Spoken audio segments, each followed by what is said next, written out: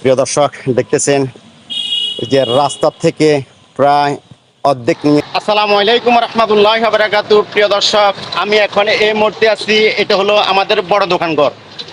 যে বড় দোকানঘর থেকে এটা এই রোডটি হলো যে বরিয়া যাবার রোড।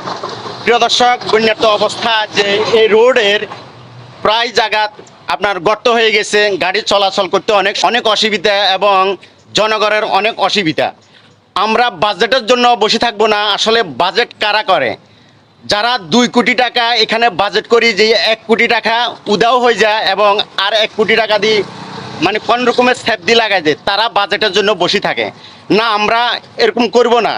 এমন কোনো দানশীল ব্যক্তি, এমন কোনো বা হৃদয়বান ব্যক্তি যদি থাকেন, তাহলে আমাদের এই রোডের বিভিন্ন জায়গার গর্ত আছে, যদি আদলা দিয়ে আপনারা যে গর্তগুলো যদি পূরণ করেন, তাহলে জনগণের জন্য অনেক অনেক উপকার হবে।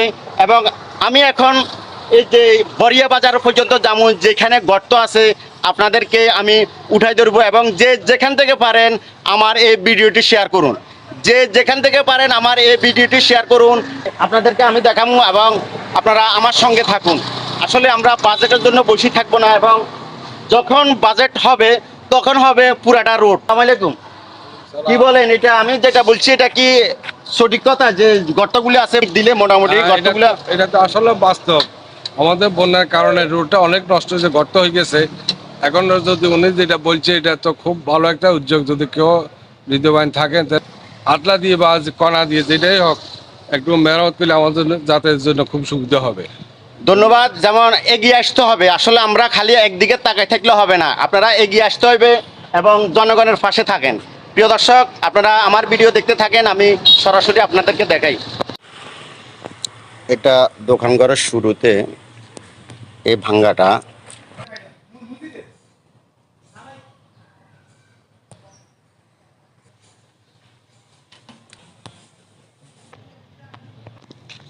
প্রচুর বড় বড় গর্ত আপনারা দেখতেছেন। আসলে এগুলা যদি, এই গর্তগুলা যদি না করা হয়, তাহলে জনগণের ভোগান্তি সৃষ্টি। আপনারা দেখতেছেন, আসলে বাজেটের দিকে তাকায় লাভ নাই।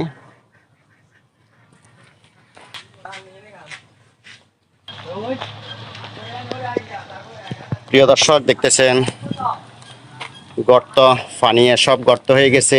এই রাস্তাটা ডুবে না ছিল পানিয়ে, এখন বড় বড় গর্ত হয়ে গেছে।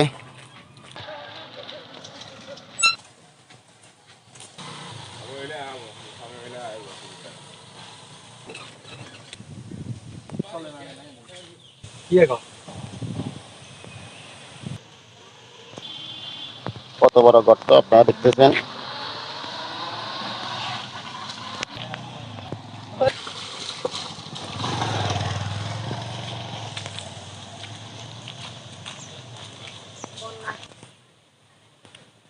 পরিস্থিতি দেখতেছেন কি অবস্থা, ভয়াবহ অবস্থা রাস্তাগুলোতে।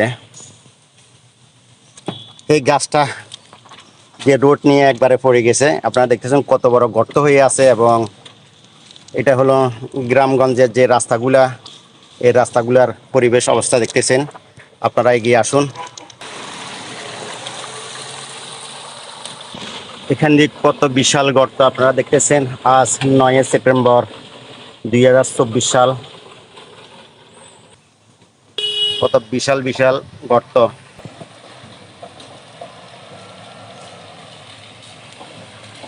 প্রিয় দর্শক দেখতেছেন যে রাস্তা থেকে প্রায় অর্ধেক নিয়ে যেমন এই গাছটা পড়ে গেছে, কত ভয়াবহ অবস্থা, কত বড় গর্ত আপনারা দেখতেছেন।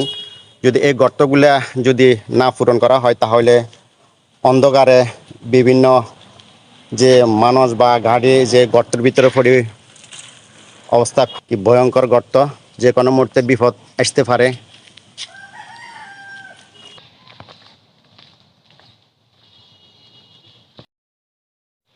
এটা হলো বাজারের উত্তর পাশে, আপনারা দেখতেছেন। এখান দিয়ে নিচু জায়গা, পানির জমি থাকে, এখান দিয়ে দিতে হবে। আপনারা দেখতেছেন কত বড় গর্ত আছে এখানে।